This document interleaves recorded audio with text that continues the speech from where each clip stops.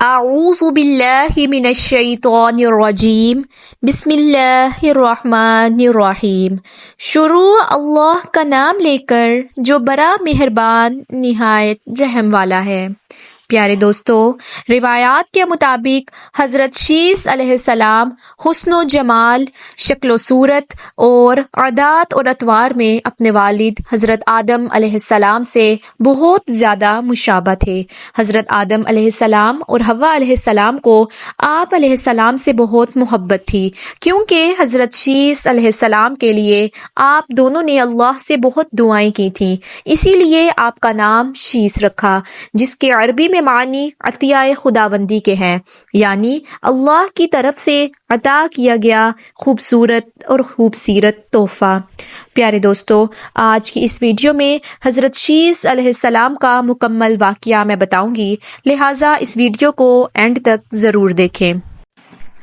جب حضرت آدم علیہ السلام کو بیٹے کے قتل کی خبر ملی تو وہ بہت غمزدہ ہوئے، کیونکہ حابیل نہایت سعادت مند، فرمانبردار، نیک اور شائستہ نوجوان تھا۔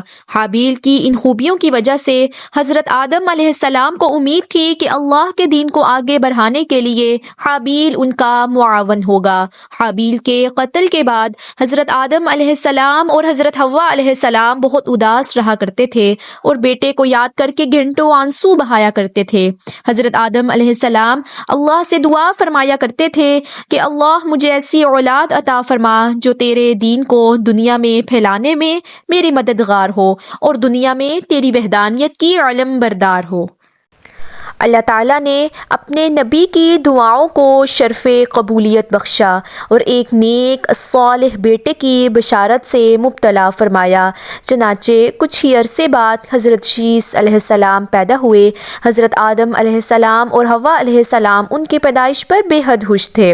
یہ حضرت آدم علیہ السلام کے تیسرے بیٹے تھے اور اس وقت حضرت آدم علیہ السلام کی عمر مبارک 103 سال تھی۔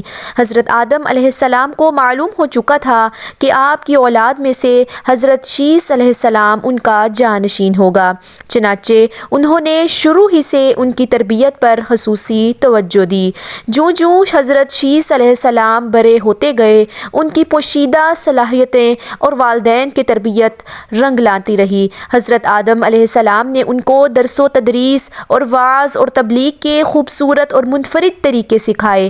حضرت آدم علیہ السلام اور حوا علیہ السلام کو آپ سے بہت امیدیں تھیں، کیونکہ شیطان کے شر کا مقابلہ کرنے کے لیے حضرت آدم علیہ السلام کے بعد حضرت شیس علیہ السلام ہی تھے۔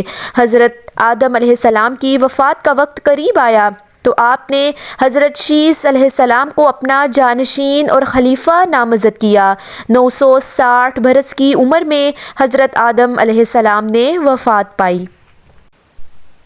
حضرت آدم علیہ السلام کی وفات کے بعد اللہ تعالیٰ نے حضرت شیس علیہ السلام کو نبوت کی اعلیٰ منصب پر فائز فرمایا اور اولاد کثیر سے نوازا، اور آپ کی اولاد نہایت فرمانبردار اور نیک بھی تھی، جو اپنے والد کے ساتھ تبلیغ دین کے کاموں میں مصروف رہتی۔ روایت میں ہے کہ اللہ تعالیٰ نے اپنے پیغمبروں پر 100 صحیفے اور 4 کتابیں نازل کیں۔ ان 100 صحیفوں میں سے 50 صحیفے حضرت شیس علیہ السلام پر اترے۔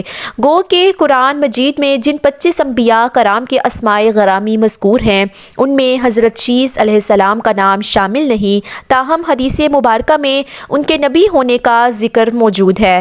حضرت شیس علیہ السلام قابیل کی اولاد کے کفر اور شرک میں مبتلا ہونے اور شیطان کا اعلیٰ کار بنے رہنے کی وجہ سے بڑے فکر مند رہتے تھے اور انہیں راہ راست پر لانے کی کوشش میں لگے رہتے تھے، جنہوں نے اپنے باپ کی شکل کے بت بنا کر اس کی پوجا شروع کر دی تھی۔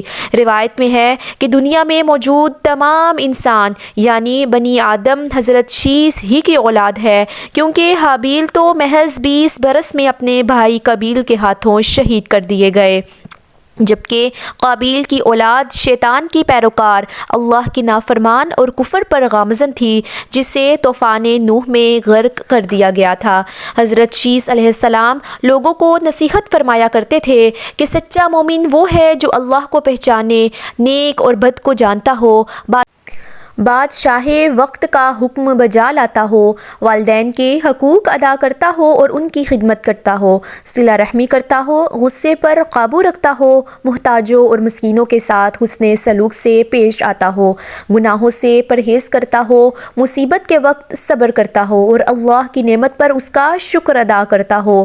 قصص الانبیاء میں علامہ ابن کثیر تحریر فرماتے ہیں کہ جب حضرت شیس علیہ السلام کی وفات کا وقت قریب آیا تو انہوں نے بھی اپنے فرزند انوش کو معاملات سپرد کر دیے۔ انوش کے بعد اس کا ولی عہد قینن بنا، اس کے بعد قینن کا فرزند ماہیل اس کا جانشین بنا۔